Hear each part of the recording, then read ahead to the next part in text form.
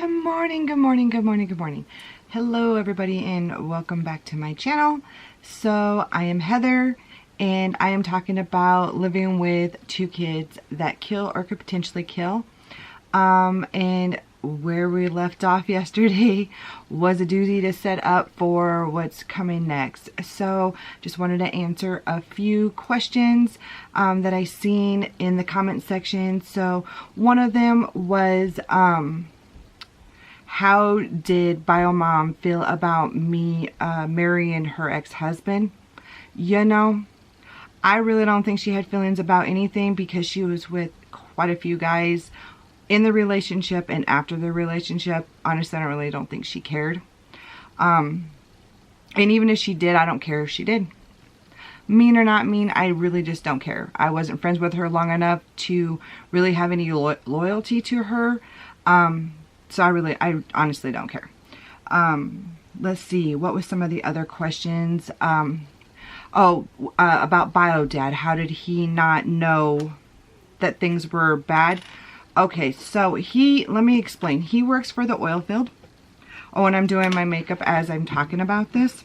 Pretty much because I can't sit here and just do nothing idly and look at a camera. But he worked for the oil field. He had did it since he was 18 years old, and so he didn't know anything else. So therefore, he would be gone, sometimes 2 weeks on, 2 weeks off, sometimes a week gone, home for 2 days, and then back gone a week. Okay, so he was gone a lot. And that's just the way, you know, like coal miners, oil field, different things like that. That's just how it goes, guys. That's just like real life. You know, people have to work. And some people, you know, they don't know any other skill other than, you know, what they start out with when they're 18. So he was gone a lot. So their relationship was very not normal. So they met on Yahoo Chat back in the day. We're old. They met, you know, pretty far back, and pretty much it was supposed to just be a booty call. So they had sex, and well, they went to the movies, then they had sex, and the next morning she woke up and she was like, hey, I'm pregnant with your kid. And he was young and dumb and believed it. So the oldest boy, far as I understand, is not his. But he was led to believe all of these years that it was his. There was DNA testing and things done. I won't discuss that because it's not my place to discuss his, what happened with that, just because I'm just not going to discuss it. But pretty much we lived with the knowledge that the oldest was not biologically his. The youngest, or the girl, was his. We do know that for a fact. But anyways, he was gone a lot. You know, he was gone. He was working. He was trying to support his family.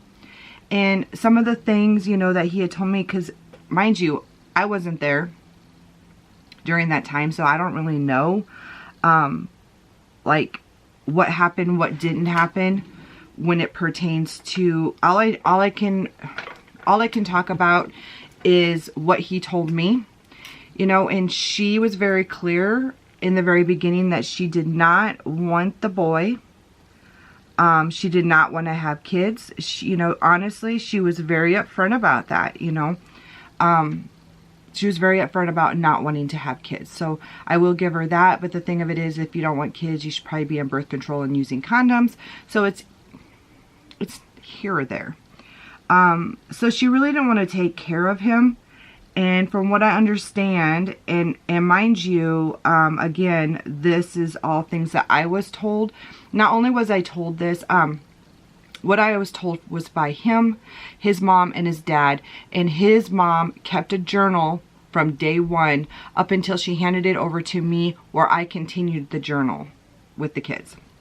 So we have these journals. I have an entire really super big filing cabinet that's full of these journals and calendars of when he had the kids and when she had the kids, okay? So if you didn't catch it yet, RAD is developed before the age of 36 months. and it's developed from severe neglect or abuse. Not only is it caused that way, babies that are in like neonatal units and stuff that cannot be touched and held and things like that, they were finding that those babies as well got rad.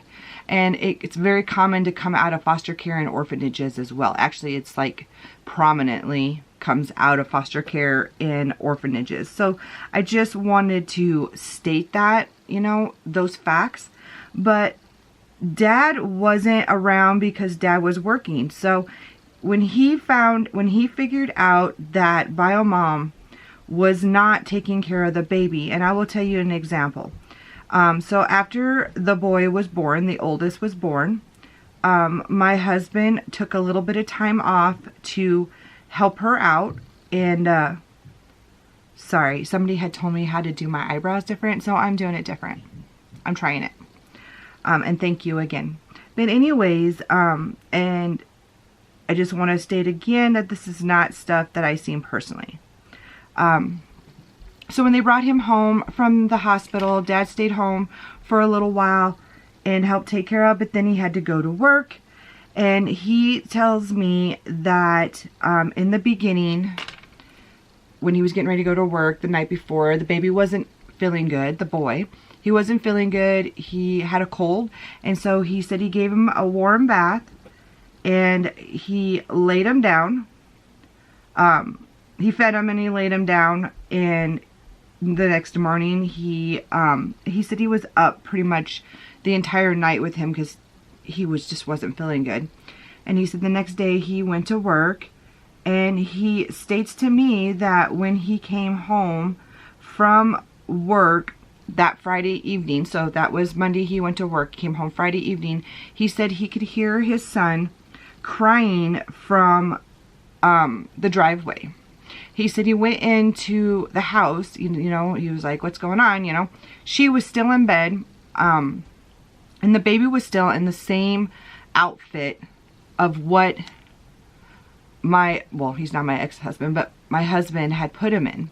And, you know, he could tell that his diaper was very full. And so he doesn't know because he wasn't around. Obviously, he was at work, but he doesn't know if he was left, you know, the diaper was really full and he was very hungry. But he can't tell if he was like that for the entire week or if she had fed him or changed him at some point. But he did say that he was in the same pajamas that he put him in. And so that he decided that, you know, he was going to have his mom check in on the baby or take the baby if need to be during the week that he was gone. He was, you know, trying to really reach out to people to help take care of the situation. So that is how Dad didn't really know what was going on and what wasn't going on. I don't know about these eyebrows, y'all, but we're gonna rock them. So, not defending anybody, not, you know, tearing anybody down. That was just the story that I got. You know, I came in later on down the road, so I don't really know. Alright, so again, I want to reiterate, please be nice in the comments. I did have a situation yesterday of somebody that I had to block and remove the comments because frankly, she was being a bitch. Frankly, she thought that she knew everybody and knew everything that was going on in everybody's life and wanted to go in and start fights with everybody. And honestly, I feel like people like that are seriously just looking for drama. And they're just looking for attention in any way. And honestly, I dealt with psychotic psychopaths that wanted to cause drama every day, and I will not have it on my page. So if you plan on coming forward with bullshit, just know that I will block you. I don't care about the views. I don't care about anything like that. You know, I make my own money, I do my own thing, and I don't need anybody's anything but support on here. And I want you to be also nice to other people who are commenting on here. That's just really important to me, and that will always be important. I believe you should put more good into the world than you take out. And when you're just being a bitch, I won't even read the rest of your comments. As soon as I see the first one, you will be gone. So be nice, you know? Be nice to everybody in the comments. Be nice to me. If you have not lived it, you don't know.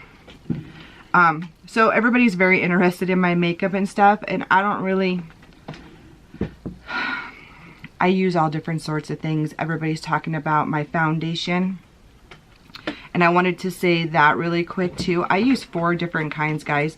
I use this Stay Naked. I use this Hourglass stick. I use Born This Way. And I also use this Tarte one. And I literally switch between all of them. I am not like... I don't just stay up on one. I switch between every single one. I like them all. Today I will be using the Stay Naked one. So those of you that are asking about my foundation, remember that I am 43. I have tons of flaws. Let's get into this story. So everybody wants to know how I'm so positive about everything. Well, what other way is there to be?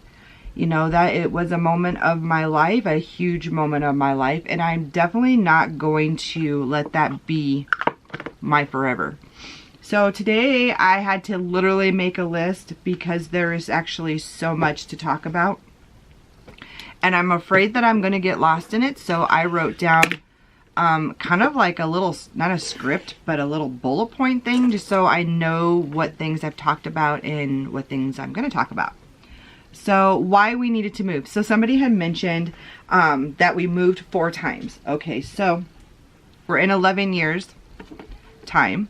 We moved from the first place that we got the kids to be closer so the kids wouldn't have to travel so much. Okay, so keep that one. When we moved into the first place, after, you know, we moved, we were there for like 2 years in that place. But the sewer system completely freaking flooded the underneath of the house and the yard, and the landlord was like, hey, at that time we were renting. Anyways, the landlord was like, hey, I can't afford to do this right now, so you guys are going to have to live with it until I can. There was no way we were going to live in a sewer pit. So yes, we moved. We moved. Our plan was actually to buy a house, but we were not prepared at that point to buy a house. We were working on all the little logistics of moving, you know, like all the things you got to do to buy a house. There's a lot to buy a house if you did not know. So we moved into a 3-story house that we were renting. My mouth gets so dry with talking. Okay, so we moved into a 3-story house, and that is where majority, I think we were in that house for like 3 years, 4 years. We were in it for quite a while, and you know, mostly, the biggest reason is so much drama and so many things were going on with the kids that we were not on track like we were before we got the kids on buying a house. Like, we were not mindseted like we were before. So a lot of the stuff that happened was in that house, and then the house that we ended up buying, which is the house I'm still in, and the kids have been here for, my kids have been here for like eight years. Yeah, I don't know, 7 years. They've been here for a while. So then, the setup on the house, I kind of wanted to talk about how the house was set up. So then when I'm doing this video, you kind of know where everything is and everybody's at. So we'll start with the very top floor. On the very top floor, there was a living room. So you came in on a plank, you went upstairs or you went downstairs. That's the thing. There really wasn't a middle floor, but the middle floor was like the front door. Okay, 2 sets of stairs. One goes up, one goes down. So upstairs was my bedroom, And then across from it was the bird room. Next to it was a bathroom. Next to that was a kitchen, then the dining room, then the living room. When you go downstairs, there was, when you first went downstairs on the right, there was, trying to think here. So my daughter's bedroom, my niece ended up moving in with us for a bit. So, and she was, almost 18. So my one twin and my 18-year-old niece, this way was my stepson, this way was the bathroom. If you came up across the hall from my niece was my bio daughter, and she was my other twin, and then my stepdaughter. And then if you went straight across the hall from my stepson's, you would open the door and there would be a laundry room, and that laundry room led into a garage, okay? So I just wanted to get that part clear, because when I'm talking about this next stuff, I want you all to be able to envision that. And I have no clue what I'm doing with my eyes today, so bear with me.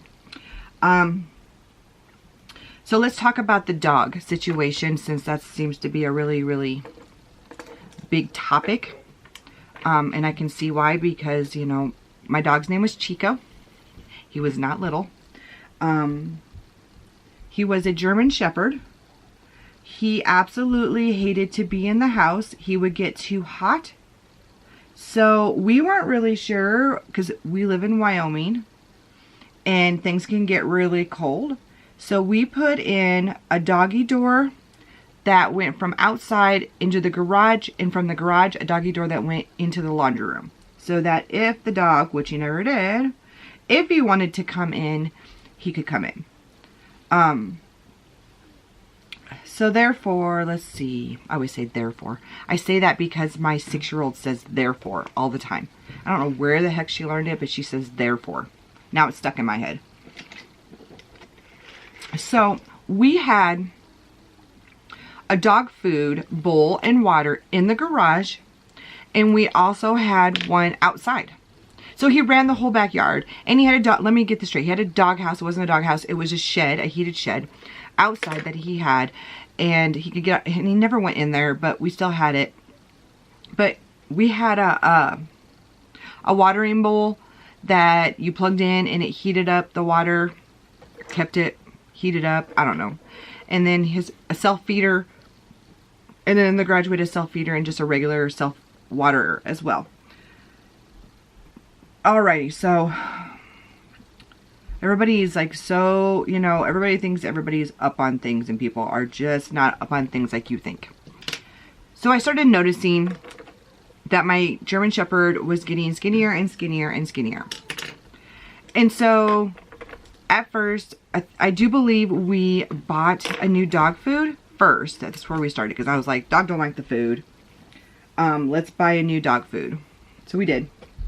And you know, and it takes time to see if something's working, guys. Like when you start seeing skinny, it's already past, you know, like, I don't know if anybody's had a pet that's had distemper, but it doesn't just happen and you're like, oh, you know, it takes time for you to see things.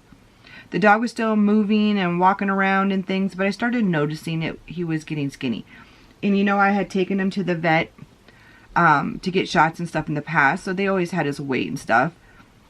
And so when I noticed he was getting really skinny, I was like, I think this dog has got distemper or something. Like, I don't know why he would be getting skinny when he's, you know, fed and everything else. And, you know, he would eat the bones that we would give him and stuff. So I knew he was eating, because that was one of the things that the vet had asked me, is if I seen the dog eating. You know, and I'm like, when I go out there, the dog, you know, eats the food, and the dog eats the bones that we give, and everything is a-okay. So anyways, they took blood, they weighed him, they seen that he had lost quite a bit of weight, and in the blood test or whatever, they were like, the dog does not have distemper. The dog is malnourished or not eating. And I was kind of confused, actually, because I was like, Well, you're wrong, because I know for a fact that the dog is eating, and you just asked me that as well. You know, so yeah, that's not going on. And so she was actually going to call the cops on me, except for the fact that, oh, it's contact? Except for the fact that I had been bringing my animals to her for some time. Like, this wasn't anything that would be normal behavior from us. You know, all my dogs had always got their shots from the vet. And so she's like, try different food. Maybe, oh God, what is that? Maybe this dog food is upsetting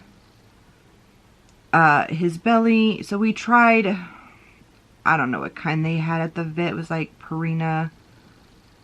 I don't know. We tried a different kind, and the dog was still getting skinny.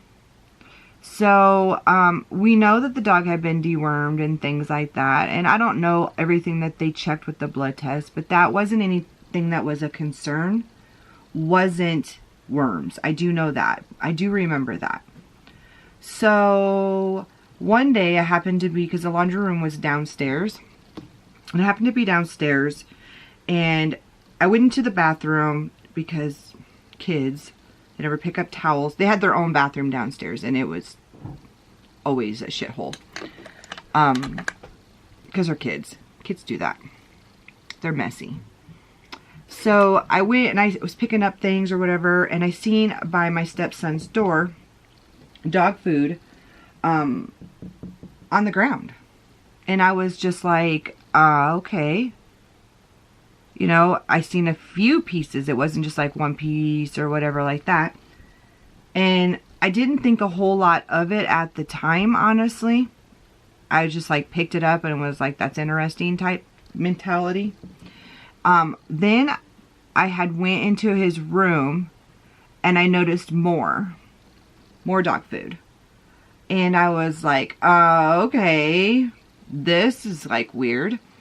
And picked that up, and I started, you know, nosy mom. I'm a nosy mom. I don't know about any of you parents, but I'm a nosy mom. And I started like looking at things and talked to my husband. I remember talking to him and being like, hey, I found dog food in the room, you know, and we knew that he stole food and stuff. And I'm like, I'm going to search his room. And I believe that Dad, and like I said, things have been so long. Anyways, we searched his room. We found the dog's food in his cowboy boots, in his tennis shoes, and he had drawers underneath his bed, and he had the drawers filled with dog food, guys. Dog food.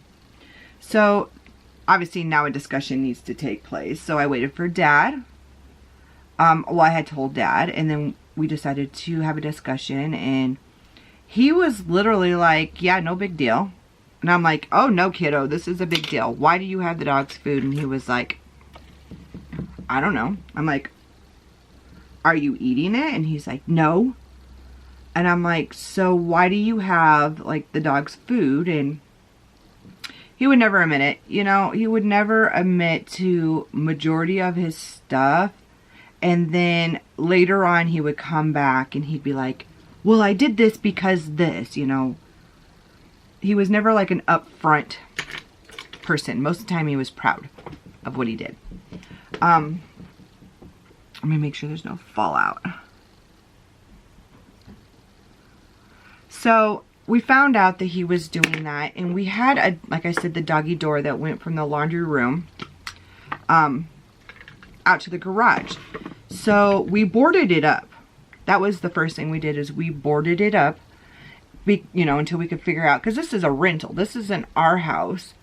And everything you do, you have to ask. Like, you have to ask permission for everything. And one of the doggy doors, if my camera just does that. One of my doggy doors was already in, and we asked for the other one. And because we were allowed to have dogs. And of course they agreed. And so now we're asking them if we can take the door out to replace it with, you know, a solid door. And we have to wait for that approval to come in. And we ended up putting a solid door in there, you see. And so that went away because of that. And I'm sure there were times, you know, that he would try to get away with, you know, taking the food and stuff. But for the most part, we had that under control. Like, we had the doggy door sealed now. Now the dog could not come into the house. That was the bad part. But he could still go into the garage. And we were okay with that setup because it was a heated garage. And, you know, like I said, he rarely even came into the garage, let alone the house. He was just hot-blooded dog, and he was very neurotic in the house. Every time he would come in, he just hated it. So then, let's see. I do remember right around that time frame is when I bought the first motion detectors. Because until we could get that doggy or that door switched out, I just had it like locked up, you know, like a wood piece in there or whatever, so he couldn't, because it was one of those, you know, slide up, slide down, flap in, out, you know, doggy door. So I remember buying a motion detector, and I put it on the stairs because it pointed towards his room. So if he was coming out of his room, then it would sound an alarm, and it would let me know at night. It was only on at night, guys.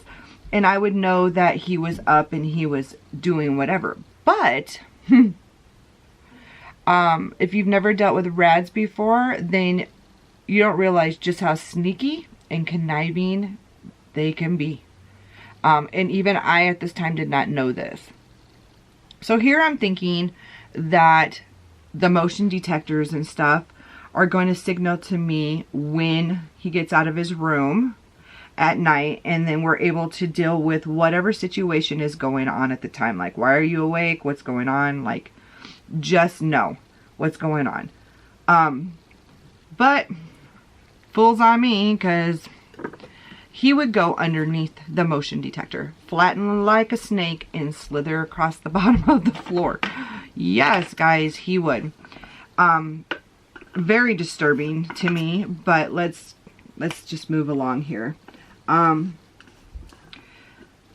of the things, you know, we've talked about his whole potty training issue, and people are like, you know, kids, they all whatever. At this point that we're in this house, so let's see, 7, 8, 8 to 9, 9. So he's about 10 years old at this point, and he's still not potty trained, guys.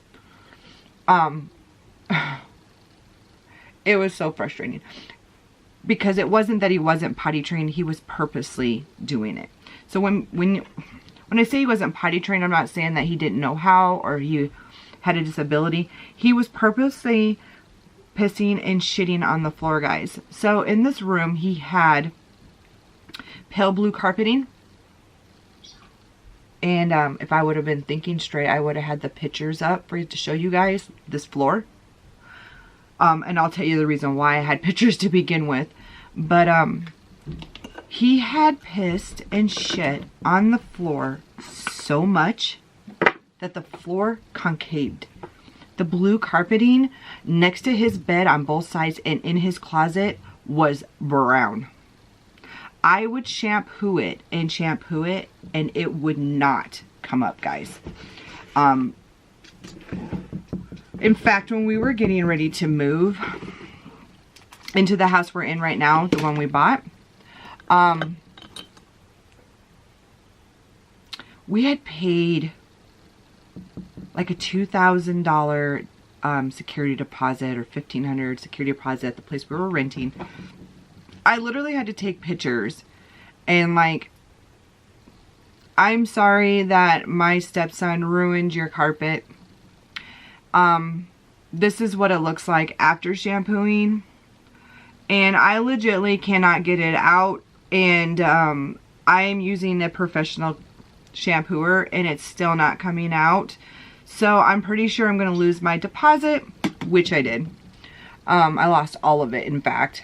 They had to put all brand new carpeting. It didn't smell in there anymore after I shampooed it, but it was stained, and it was sunk down, like probably like that much. Let's not be dramatic, Heather. Probably about that much. It sunk down, it dipped. he would do it in the same spot. And no matter where I would move his bed, he would still do it. And you guys, he was right next. He literally come out his door right into the bathroom. That's how close he was. But nope, he had no interest in going to the bathroom. And, you know, the counselor, because remember, he's working with a counselor still. And the counselor, the psychiatrist, was like, he needs to clean that up. Every time he does it, he needs to clean it up. You need to quit doing it. He needs to clean it up. Thinking that this is going to curb whatever it is that he's doing. Yeah, it never did. But he still cleaned it up. And I would make sure I was there, and I would just, you know, be like, nope, you got to get right here. You got to get it clean. You know, never in his clothes, never in his bed, never like, you know, he would do it far enough away from where his head sleeps so he didn't have to smell it. So he knew he was doing wrong. He just didn't want to do any different. So yeah, that was the whole incident with the motion detector, because I was expecting that the motion detector would be going off in the middle of the night so he could go to the bathroom, right? No, negative. The motion detector wouldn't go off. Every once in a while, one of my other kids would happen to go in front of it, and it would go off, and, you know, I'd be at the top of the stairs, like, what's going on? Because hypervigilance at this point. Some of the things I wanted to discuss as well was, like, they were going to counseling. Counseling, as the psychiatrist put it, they were doing it in hopes that something would sink in. But they would say that counseling was really just not going successfully. And because we would have a discussion, me and Dad would have a discussion with the counselor before counseling to go over things that were going on, and then the kids would go in and they would talk to the counselor.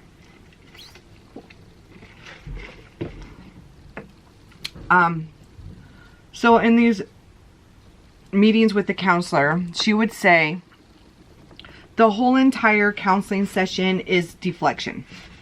It is literally the kids putting blame on everybody else. Like, I do this because somebody else. It was never like, it was never them just working on them, ever. It was never.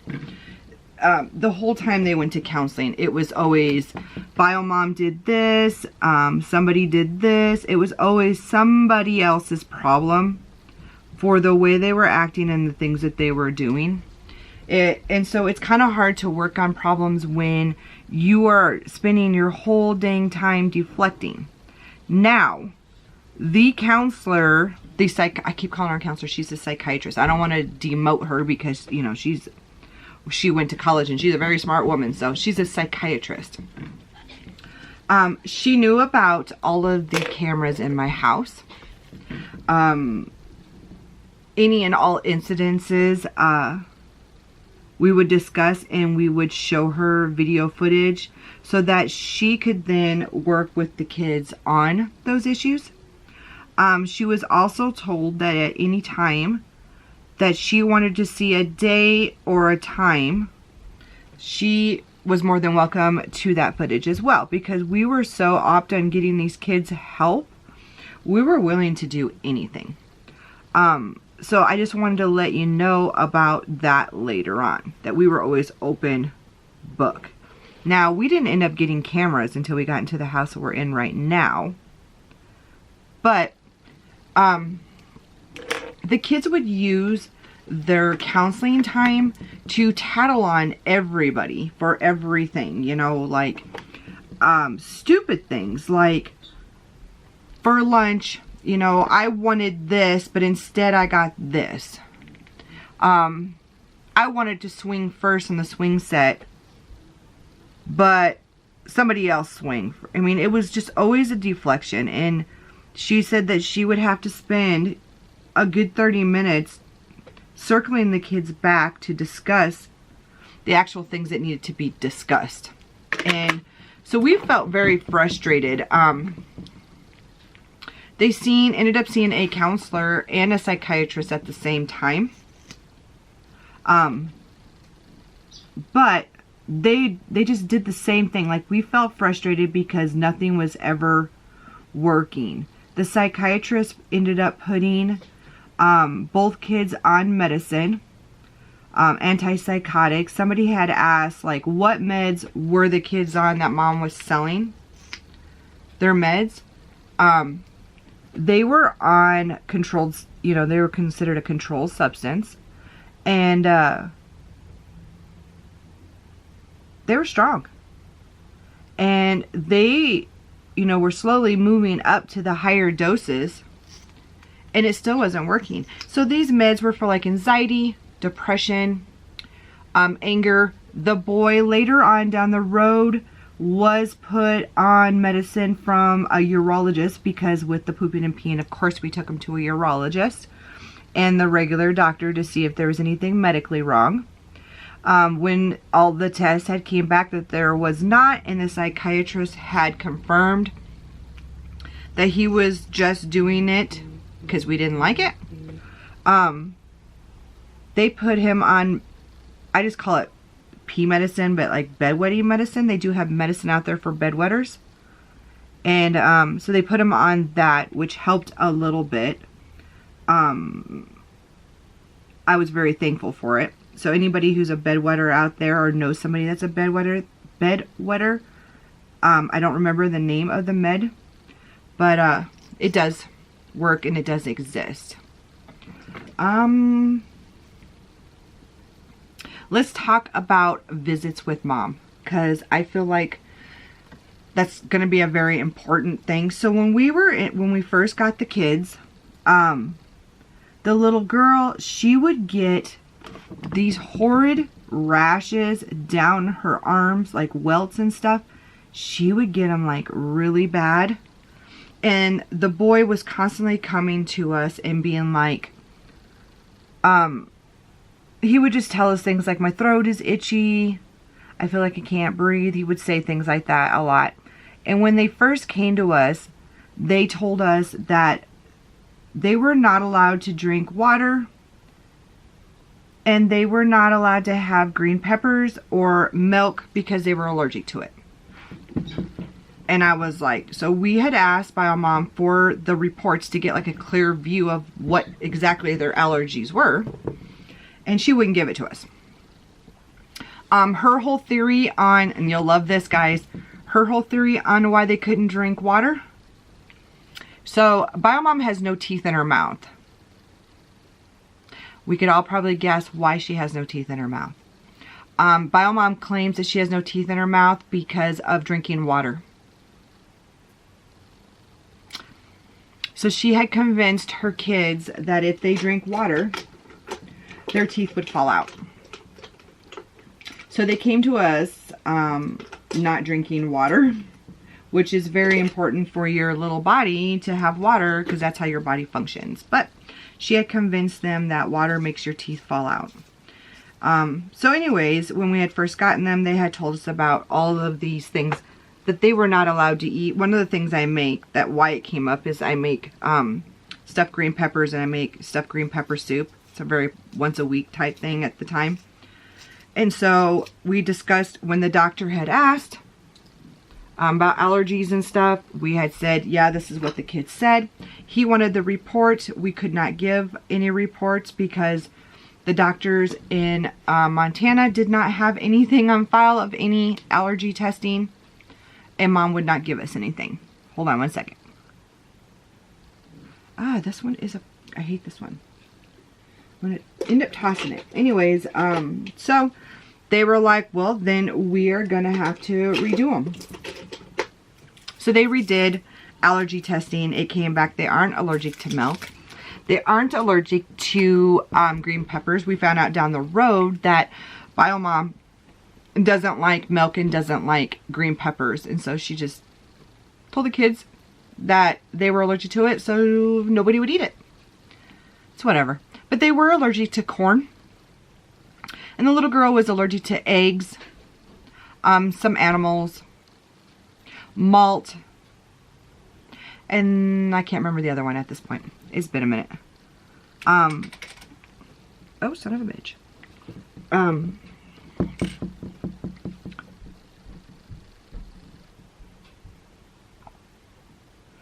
So we told Mom that, Bio Mom, that we sent her the paperwork, because we actually got the paperwork. We sent her the paperwork. We, you know, said, we're taking him off of this. It's causing issues.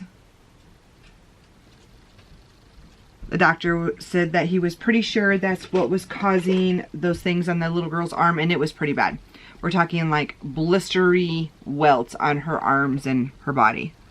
I hate putting lipstick on and trying to talk. So, Bio Mom's way to do things was, oh, they're allergic to corn. Let's give them popcorn. The kids would come home, you know, and they were it was like serious allergies that were going on. Like, the little boy would say he couldn't breathe, like his throat hurt. You know, he would get whistly. Sometimes his tongue would swell. The little girl's face would swell. And I'm thinking in my head, at 5 and 7, how did you not know they were allergic to these things, you know, or suspect it and get them tested? But she would just continue to keep giving it to them. And one time she legitly told me, guys, that she didn't know there was corn in popcorn. Yeah. She didn't know there was corn in popcorn. This became a game with her. Now, it's been said they think that she has munchkins by proxy, but I don't know. I don't know about that. I'm not going to speak on that. But let's just say before she would drop them back off on visits, she would have them eat an entire bag of corn of some sort. Whether it was M&Ms, which, you know, or Snickers or whatever she was giving them, candy, popcorn. They would get in the car with us. They would be having issues. She would legitly say, well, they didn't have any problems when they were with me, so it's something that you're giving them. Because, of course, we had to go to the hospital. That went on a lot, guys. Like, I would be content saying that it went on every single visitation. Legitly just did not give a shit about them when it came to their well-being. That was one of the things. She would let the little girl wear a face full of makeup, belly shirts, you know, like do all of this stuff, excuse me, that she was just too young to be doing. And then when she would come home with a face full of makeup and stuff on, we would be like, you know, you gotta take it off. And then the little girl would be mad at us because she wanted to wear makeup and stuff. And I'm like, you know, you can do play makeup and stuff, but like mascara, little kids, when they're little, putting mascara on them, people stop doing it. They literally rub it all over their face because they're kids. But she didn't give a crap. Literally did not give a crap. She would just keep doing things. Those were things that we weren't really like, we were just like, whatever, let it go to. But, we started noticing that the little girl was very... Now, you remember from my last video when I told you that the little girl had been gangbanged, right? Well, we noticed that she was very sexual as well. Very aggressively sexual towards older men. Some of the things that had happened, the mailman, she had flashed the mailman her boobs. Another time we were in Walmart. This is when she was older. She was 13. She was 13. We were in Walmart and I was asking my other 15-year-old daughter, who is busty like I am. My stepdaughter is not very busty. But my daughter's very busty. And I was asking her, like, hey, while we're over by this section, do you need me to get you any bras? You know, because I hadn't bought any for a while, and I noticed that she was developing. And it was always an embarrassing... I don't know why girls are embarrassed about buying bras, but little girls, they're just embarrassed about that. So I was asking her, hey, do you need bras? And my stepdaughter, right in front of a man and his son, whips up her freaking shirt and was like, I don't need a bra. I was mortified. This kind of stuff happened quite often. She would be flirty with her dad's friends, like flirty to the point that these guys literally thought she was creepy and did not want to be around her, but did not want to tell John that his daughter was creepy. She was creepy to the fact sexually that the boys at school didn't want anything to do with her.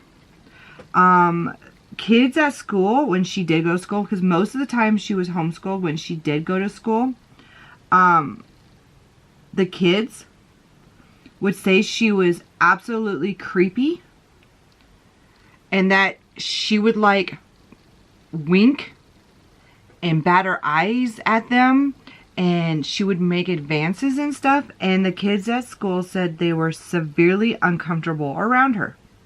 Now, they have said that, for instance, there was a kid that came out of the treatment center that my stepdaughter is in. She was in there with her. And it's an all-girl unit, guys. And she said that the girls in there thought she was super creepy because she was legitly flirting with staff. She would flirt with the other girls in there. She's just very sexually aggressive. And that was something we had to watch. Like what she wore. Like there was a point that I only would buy her Oshkosh bibs because her flipping her shirt up was a common factor. You know, this would happen all of the time. And I'm sure it's because of what she had went through. And that was stuff they were working on in counseling, was her sexual aggressiveness. How aggressive she was with older men. For the most part, it was usually older men. Another thing I wanted to talk about was there was some instances at this other house where it were so creepy. And I laugh because now that I think about it even more so, it freaks me out, guys. So my girlfriend, so my niece was living with us. And remember I told you, like a week on, week off, my best friend would, and her kids would stay with us. And so she was staying with us, and she would just bring an air mattress, and she would just legitimately blow it up in the living room, and she would chill. Her kids had beds at my house in the kids' bedrooms. She had a boy and a girl at the time.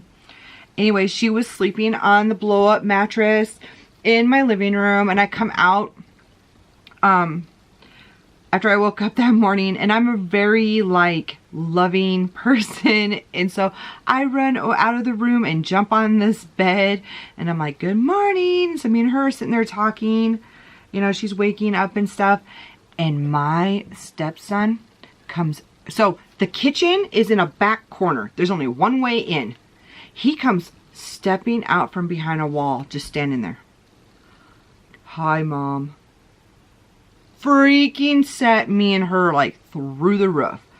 I'm like, I've been sitting here for like an hour. I'm like, you've been in the kitchen for like an hour? Well, kind of been here all night. What? You've been in my kitchen all night? Yeah. I just sat on the floor in the kitchen and just waited for everybody to wake up. I'm like, why are you in my kitchen to begin with? And why are you in here all night? And why did my motion detector not go off? He literally ate everything in my kitchen again. When I say everything, I mean like the hard noodles, the sugar, all the cereal. He ate chunky peanut butter until it scraped his throat raw. Everything, he ate it. So that was another situation that, I mean, the food situation never ever ended to the day he left. You couldn't feed him enough and he would still do it. You couldn't put food in his room.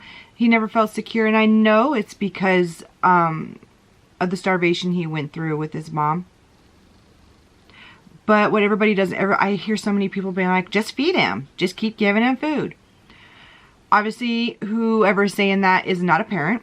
And you're definitely not a parent of 4 kids. Because at the time, I had 4 kids. I ended up having 5 when my youngest came.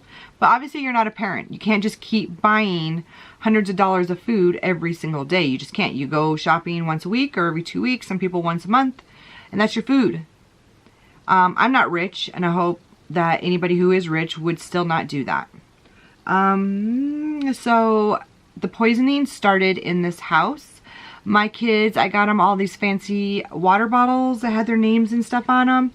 And we had them in the bathroom because the bathroom sink is shorter. So the kids can just go up there, fill their water bottle up whenever they want. Off they go playing. They come back. They can fill it back up. When they're done for the night, they used to just set them on the counter of the bathroom. I don't really care about that. You know, it was in my bathroom, not in the kids' bathroom. I didn't care if they were on the counter. Oh, Mom. The kitchen sink was pretty high. So that would mean they didn't need to get a step stool, the whole biz.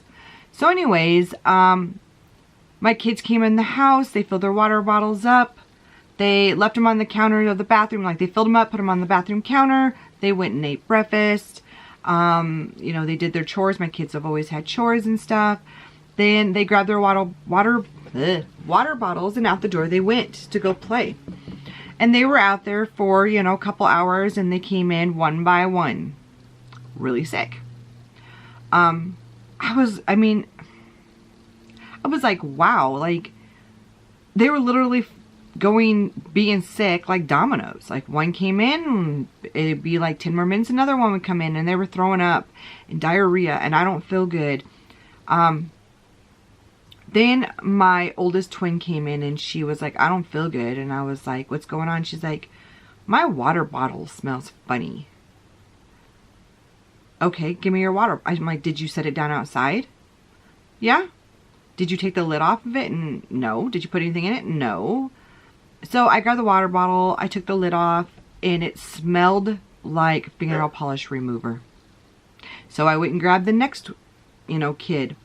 So I have 3 girls. So I grabbed hers, I smelled it. I grabbed the next twins, and I smelled hers, fingernail polish remover, smell. Grabbed the next one, my other daughter, finger polish remover, smell.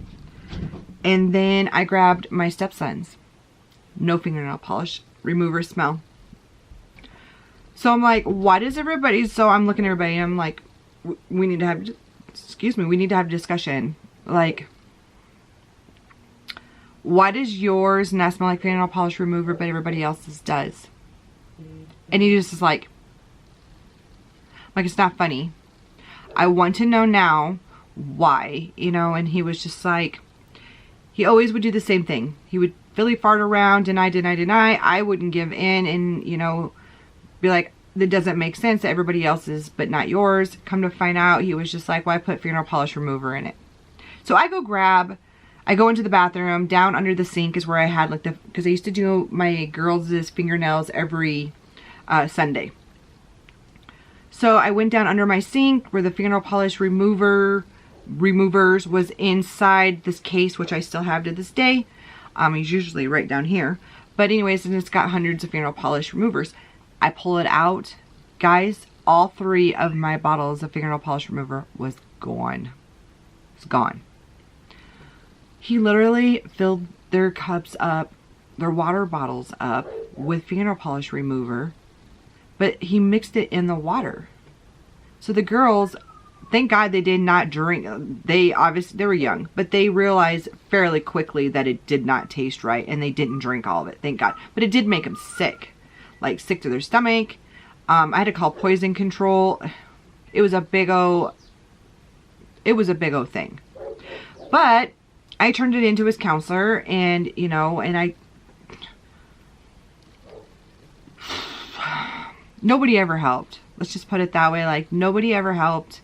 I could turn it in, but because they were minors, like, nobody ever did anything. But she did document it.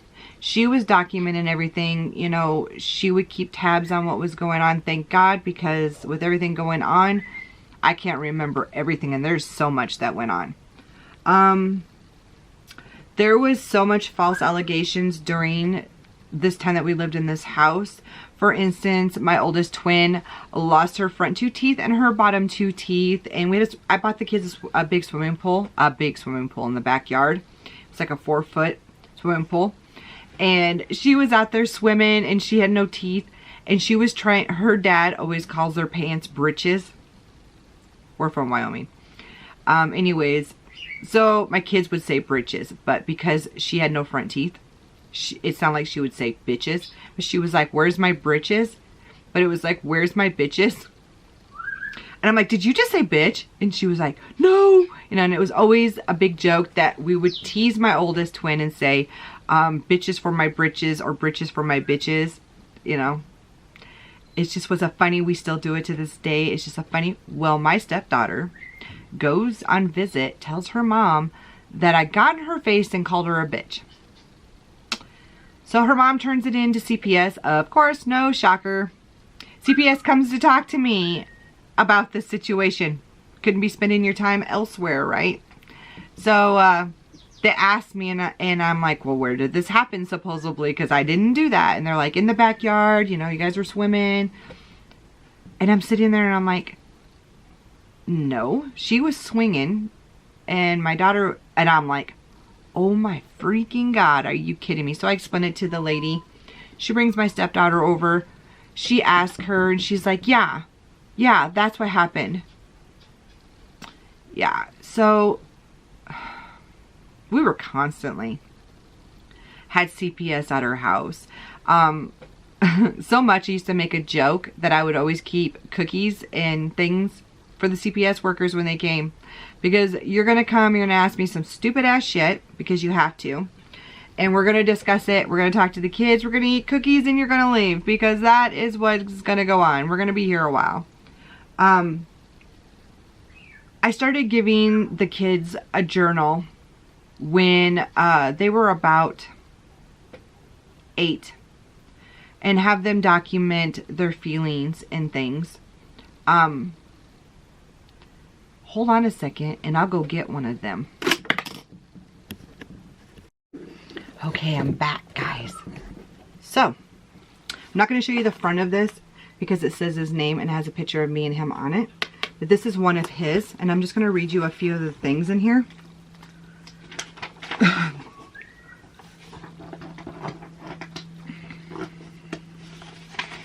So, this one's November 8th, 2011. It says, I'm so mad at Biomom. We're just going to say Biomom. Still, because she still lies to me. And he has a little picture down here of the two of them. November 10th, I'm not going to stand any more of this nonsense like lies or stupid stuff that Biomom says I'm putting. I stopped to it and putting anger in myself. And he has a picture of him with a frown that says no. And she has a picture of her that says, I'm going to tell a lie. This one's November 11th. And it says, Biomom likes to take money from people and doesn't give money back. And she likes to steal money from people. That's something that was very common with the kids. This one was November 16th, 2011. It says, if I don't have fun with Biomom on my visit with her, then that means there's going to be a lot of yelling. This one was November 17th. It says, I'm so worried that Biomom will never get help so I can have fun and not get yelled at anymore. And when I think about kid stuff, it changes to thinking about adult stuff. And he draws pictures. This one's on November 21st. It says, when I went with Biomom, he does say her name, but he does not call her mom. He called her by her name in all of these. When I went with Biomom on Friday, I lied about my mom, and I'm just sorry about lying about her. I will never do it again. These are about some of the false allegations. So, Biomom used to make them tell lies, and she would record it. And this is what some of it's talking about, is her making them tell lies and them recording it. Okay, let's cut that part out. This is another interesting one. So November 23rd, 2011, the time I peed on my sister and my cousin's head, it wasn't my idea. It was my boy cousin's idea. And my boy cousin touched my sister in the wrong place in her private spot, and I was scared and I hid under the covers.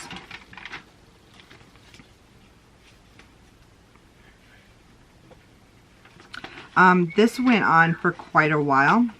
And this journal actually would go to the counselor as well. And the counselor would talk to him about the things on these pages. And she would write little notes back. Like for instance, and I love reading some of these. She wrote on April 11, 2012, excuse me. I'm a good person. I'm proud of who I am, and I'm getting better every day. These are things she wanted him to say to himself. And then she wrote, it was great to meet you face to face. You're a good person and will be loved always by mom and dad, sisters and brother. You and I can work very hard to learn from mistakes. What I loved about this journal, when he finally gave me permission to read his journal, I guess he had decided in counseling that this was something that he was going to give me and I was allowed to read. When we got visits to stop, his journal changed to only pictures of him with a smiley face. That was it. There's never any words. And that's what, like, half of this is just smiley faces. This one on April 17th, he said, I'm so glad that when I talked to Biomom last night at 6 p.m. that I was honest, that I didn't want to talk or see her anymore. You know, and we kept these things. Some of this brings me so much happiness, and I'll show you this. So, when I would make his lunches, I would always put little sticky notes in his lunches. Like, you're going to have a good day, you're an amazing person, things like that. And he got sticky notepad from his teacher, and he would write me notes back, guys. And I saved every single one of them and put them in this book. And I forgot that I even did that. It makes me so happy. And I put, like, his student of the week in here. Pictures that he would draw me. I mean, letters that he wrote me. I stuck them all in this book. It makes me happy to see those things because I tried.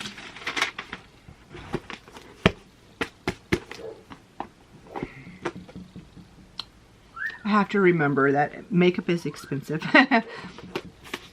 But I tried. This book here is all of the police reports. It is all the pictures of abuse that she had did to them. It is the pictures of the kids on these porn sites. It is text that she wrote. It is her out partying and drinking and stuff, but taking money from donations and stuff, saying she has pancreatitis when she's out, you know, drinking and doing things. This whole thing is nothing but abuse. And I have 3 of these. So I hear a lot of people, not a lot of people, I've heard a few people on TikTok be like, she's just doing this for money. Let me tell you, there's no money. There is not a dime that I've gotten from this.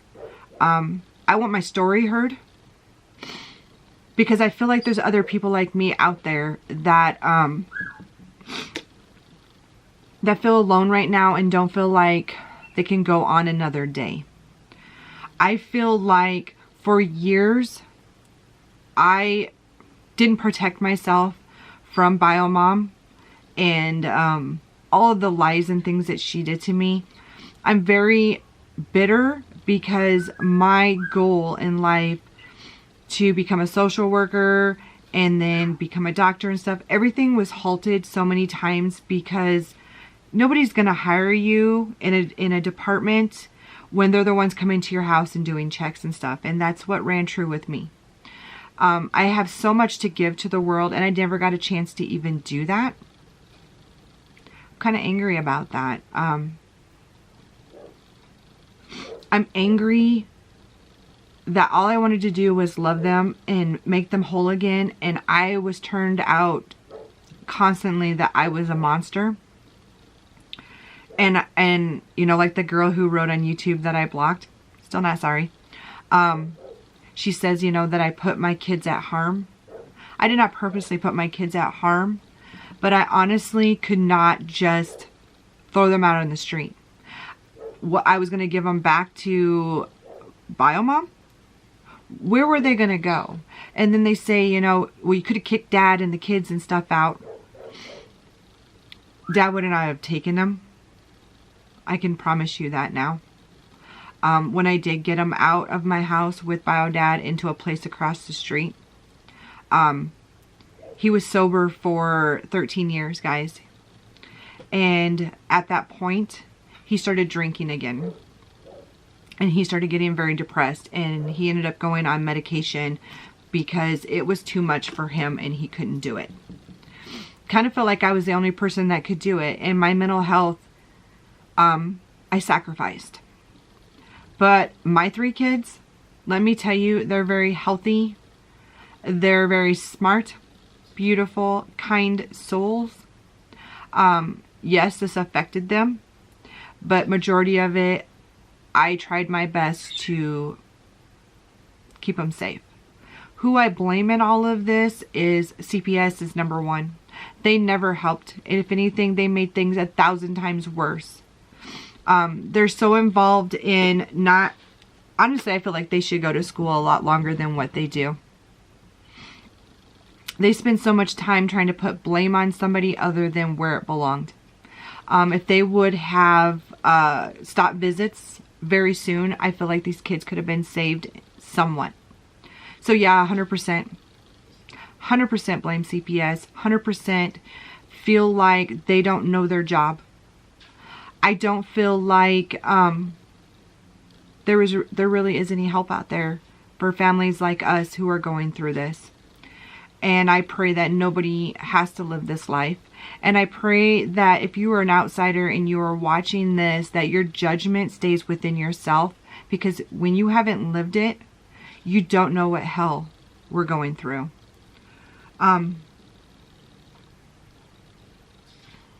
Yeah. So that is my video for today. I wanted to get into a whole lot more. But I will do that tomorrow. We will get into my stepson eating the bird eggs and everything else. So for now, you guys have a blessed day. Please be nice in the comments. And if you feel like you need to leave something nasty, write it on a stick-it note and shove it where the sun don't shine. Have a good day, guys. Bye now.